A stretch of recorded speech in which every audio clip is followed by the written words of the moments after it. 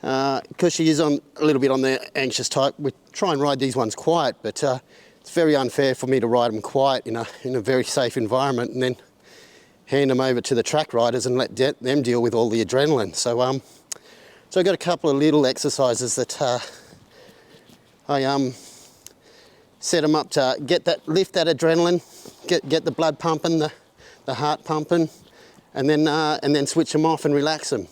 It's a bit of an anaerobic exercise, you know. We do little burst of speed and increase that blood flow, like I said, increase the breathing, get the lungs working, and then try and get control of the head again. Slow down that little hamster wheel in the head and settle them down, get them walking long and low and relaxed again, and then switch them back on and go again. And you know, that way I can find out how much pressure I can put her under when the adrenaline is pumping. And you know, it just, like I said before, it just makes it safer for our track riders. Then they don't have to deal with that adrenaline burst first up. We can find out in here, try and get it to leg yield across the center there, and that way, you know, she's receiving different commands. Commands are changing all the time, trying to control the shoulders and get her to collect up into it as well. So you know, that the more things I ask her all at once, the more confusing it can be for her. And if we can control them when they're confused and settle them back down and get them to do what we ask them to do, then they're just a safer ride. Where you know, once they get confused and you can't control them, rearing up seems to be the next option for them, or you know, spinning around and running off. So yeah, so like I said, we'll just ask her to do a few things, test the brain power out a bit, and then I'll start doing a bit of faster work to get the physical part up and running, the adrenaline, and see if we can control them with the adrenaline. There you go. But you can see, you know, when I was leg yielding the other way, she was going nicely. This way she's a little bit messy, and she's biting the bit a little bit, and she's a little bit anxious and nervous. So I'll just keep doing this for a little bit, and then we'll up the tempo into a trot and get that collection into a trot as well. You know, same time trying to get her soft off the bit. So we did, you know, like all that barrier stuff with the ball and the bag and the flag. We've done all that work to desensitize, to sort of take the reaction out of them, and so that they don't react too much. You know, if something hits them on the stomach, they don't react and whatnot.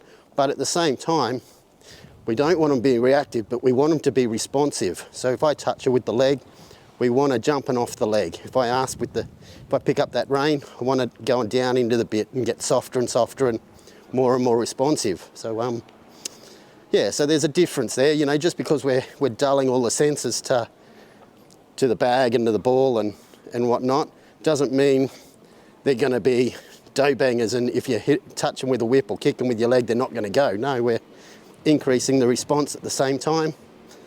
And a much more responsive horse is a far nicer horse to ride. So yeah, so like I said before, it's nice to ride them quiet all the time and keep them quiet and settle. But someone's got to up the pressure, so it may as well be us. These leg yieldings, it's a bit demanding for a horse her age and of her ability. You know, she's only a baby. She doesn't really understand. She's just trying to find the right answers. Yeah, that was really good. And she's doing really well at that. So yeah, there we go. She's starting to find the answer we wanted to find. Stay low, keep the pole below the wither. Horse like this, if I can keep the pole below the wither, I can control her attitude and keep her as relaxed as possible. That's it. That's really good. I'll get a couple of patterns out of her like this, and then we'll move on to the next part of the drill. The next part of the drill, it's starting to, like I said, it's anaerobic work. We're going to do burst of speed, but it's also starting to set them up for that jumping out of the barriers, getting them jumping off the mark and cantering off. And the more of that you can do and then be able to relax them in between, it means when I do go to the barriers to teach them to jump out the barriers, I can have more goes at it instead of just, you know, just doing the 1 or 2 and then the horse gets over-fizzed and overexcited, and then I have to bring him home because it's too much for him. Where if I can teach him to settle in between jumps, we can do 4 or 5 or 6, however long we need. I haven't really asked her to do it this time. She's just volunteered to do it, but that's what we'll get her to do at the end of the drill. But she's relaxing herself. You know, she's finding a comfortable place to be and settling as much as she can. Yeah, so, all right, so now she's ready. I'll get her set up, switch her on, tell her what I'm gonna do, click her off to the left here, and there we go. Once she's up and settled, I'll put a bit of acid on her, speed her up, and see how fast I can get her to go. Like I said, it's a tight turn in here, so she has to be balanced up coming around the edge here, but she's nice and balanced enough that she's doing it quite well. And then once she's done a couple, I'll just settle her down into a nice circle here, get her back cantering nicer. There we go. And then bring her back to point X and halt her. There we go. Give her a chance just to do that breath, relax a little bit, and then I'll do the same going the other way. So I rock them back a little bit and pick them off. Once she's balanced up a little, then start putting the speed on. Whoa. She's got a little bit untidy there, but around her feet. There we go.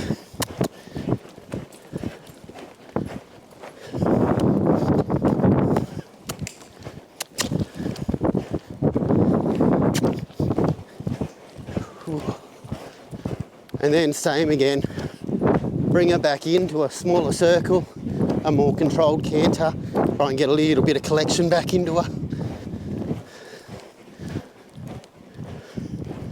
That's it. One more. And then let her know I'm going to stop on point X again. Ooh. Whoa. There we go. And just loosen the rein, loosen the pressure. Let her suck in the oxygen. Relax. And you can see the ears twitching. She's waiting for the next command now. But she's not taking matters into her own hand and carrying on and moving. She's just waiting for me to ask. So we'll just give her a little bit more time to switch off, and then we'll just do it again. Ask her to lower it. There we go. And see if I can get a nose on the ground. And that's that. Like I said, picking the adrenaline up and getting that control back. There you go. There we go. Good. Now this is excellent for her because, like I said before, she's an anxious horse. She's very nervous, a bit goey. There we go. Good girl. That's exactly what I want. Just that control and that forced relaxation. If she was a bit fitter, I'd do this and then I'd do the drill again, or go on to the next drill of jumping them off the mark, and just to see how much I can wind her up before we start to lose her. And it's very, very important. It's not the same for every horse. You've got to work your horse out and feel them. You don't want to get them to that point where they're going to lose it. You just want to get them to that point that they haven't reached before, that they're starting to lose a little bit of control over, and then bring them back down, recoup them, and get them relaxed and behaving again.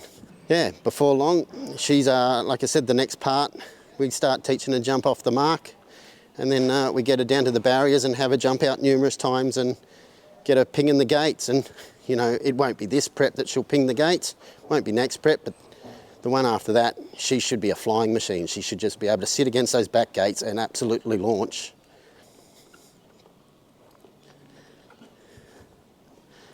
There we go. And if we can force them to relax like this, they breathe better, they start sucking in the big breaths and recover faster, get that heart rate back down.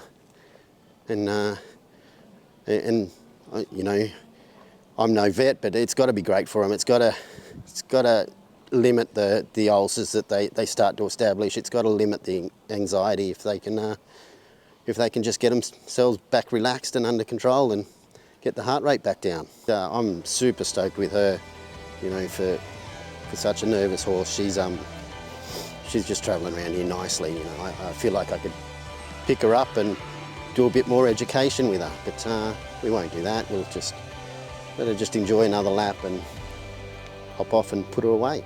She's always going to have that impulsion and that speed. That's always going to be in her. So you know, we're not making her dull and slow. All we're doing is increasing our control.